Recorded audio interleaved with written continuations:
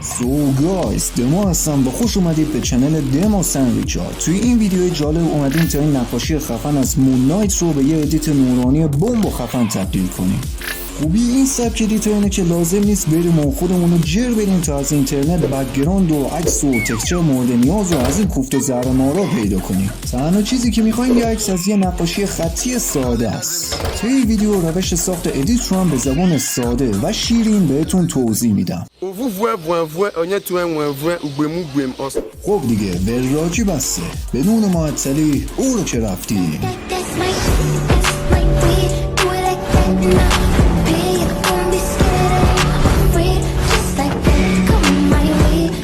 خب اینجا یه نقاشی خطی ساده از مون نایت داریم. البته اینو من خودم نکشیدم و از این استاکشش رفتم. به هر حال اول تصویر اون رو دیسچوریت میکنیم تا کامل سیاه و سفید بشه. حالا یه ادجاستمنت کالر لوکا باز میکنم و گزینه مون لایت رو واسش فعال میکنم تا تصویرمون یه تم شب به خودش بگیره. بعد از اون یه ادجاستمنت کروز هم باز میکنم و این خط رو میکشم پایین تا تصویر از اینی هم که هست تاریک‌تر بشه و بلندینگ آپشنزش رو وا میکنم و توی بخش آندرلاین لیر این هندل هایلایتر رو میکشم سمت چپ تا قسمت‌های روشن تصویر خودشون رو نشون بدن. بعد از اون هم یک عدد ماه به تصویر اضافه میکنم.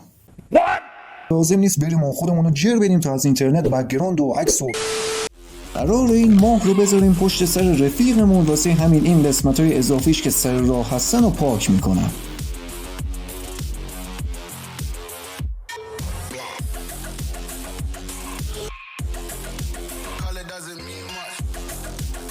یک کمی هم بلندینگ آپشنزش رو تغییر دادم چون اینجوری بهتر از آب در میاد از نظر من. حالا یه ادجاستمنت سالید کالر با رنگ طلایی باز میکنم. توی بلندینگ آپشنزش هم قسمت شادو رو میکشم سمت راست. اینورتش میکنم و با یه براش سفید قسمتایی از آرمور رفیقمون که رنگ طلایی دارن و شروع به رنگ کردن میکنم. قسمتایی مثل همین حلقه روی سینه‌ش و کمربندش و این ماسماسکی که توی دستش گرفته. واسه چشماش هم دقیقاً همچین کاری کردم، البته با رنگ سفید. حالا یه ادجاستمنت اکسپوژر هم باز میکنم و روی همین لایه سالید کالر طلاییمون کلیپینگ ماسکش میکنم و طوری هم به تنظیماتش ور میرم تا روشن‌ترش کنم. بعدش هم اینورتش میکنم و با یه براش سفید یه سری از این بخشایی که طلایی کردیم و براق‌تر میکنم.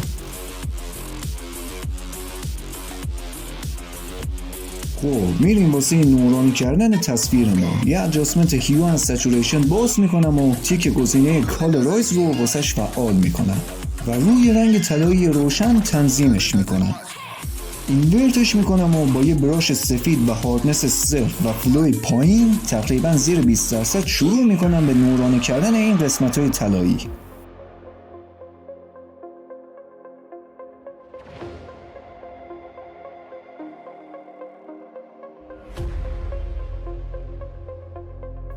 تهش هم یه ذره بلندینگ آپشنزش رو تغییر میدم.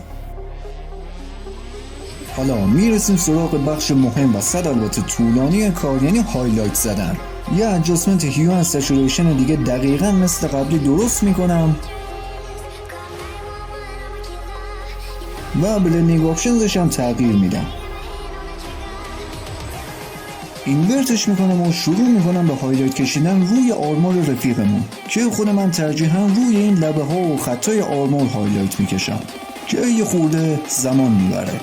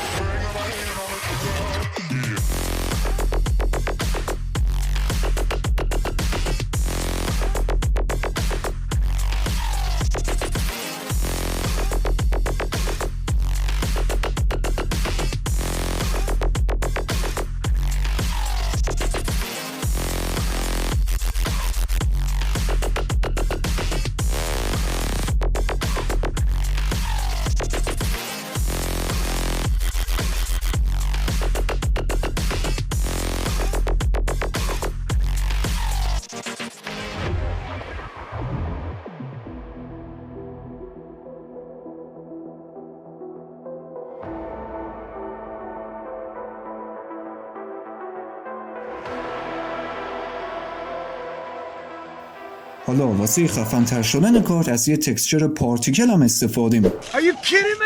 و عکس و تکسچر مورد نیاز و از این کوفت و زهرمارا.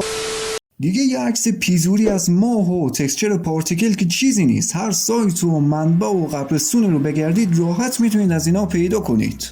دیگه به هر حال این تصویر رو با هیو اند سچوریشن رنگش رو زرد میکنم. میارمش وسط و بلندینگ مودش رو میذارم روی حالت لایتن. اینورتش کردم و با یه براش سفید ساب مرده اطراف این ماسماسک پارتیکل قرار دادم. واسه همینم بود که رنگش رو زرد کردیم.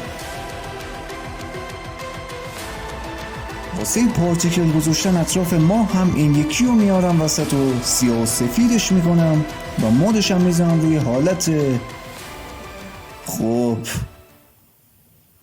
ای بابا گند زدم، از اول شروع کنیم. داشتم میگفتم این یکی هم با هیو اند سچوریشن سیاه و سفیدش میکنم، میارمش وسط و مودش رو میذارم روی حالت کالر داچ و یک کمی هم با لولز و ور رفتن با این چیز میزاش پارتیکل ها رو واضح تر میکنم. اینورتش میکنم و توی جایی مثل هوا و اطراف ماه جاگذاریشون میکنم.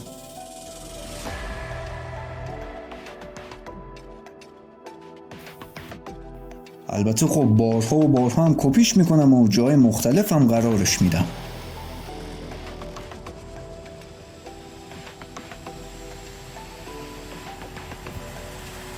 دوست داشتم این ماسماسک توی دستش رو هم خفن‌تر کنم، واسه همین یه سالید کالر زرد باز کردم و اطرافش یک کم رعد و برق درست کردم.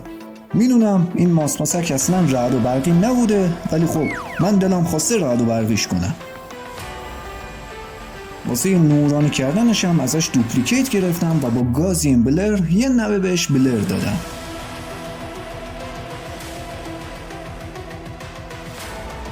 و با یه ادجاستمنت اکسپوژر یه سری قسمت‌های کوچیکش رو هم براق‌تر میکنم.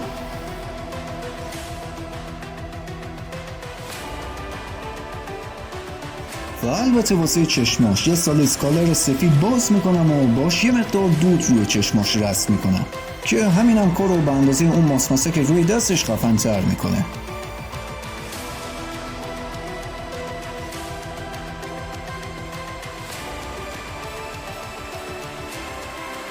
حالا یه لایه جدید بالای کل این لایه باز میکنم و شورتکات مسخره کنترل، آلت، شیفت و ای رو میزنم تا کل لایه‌های پایین توی این لایه با هم یکی بشن. و در آخر میرسیم به بخش کامرا و فیلتر و با بازی کردن با این اغل منقلا رنگ و نور تصویر رو از اینی هم که از خفن‌تر میکنیم.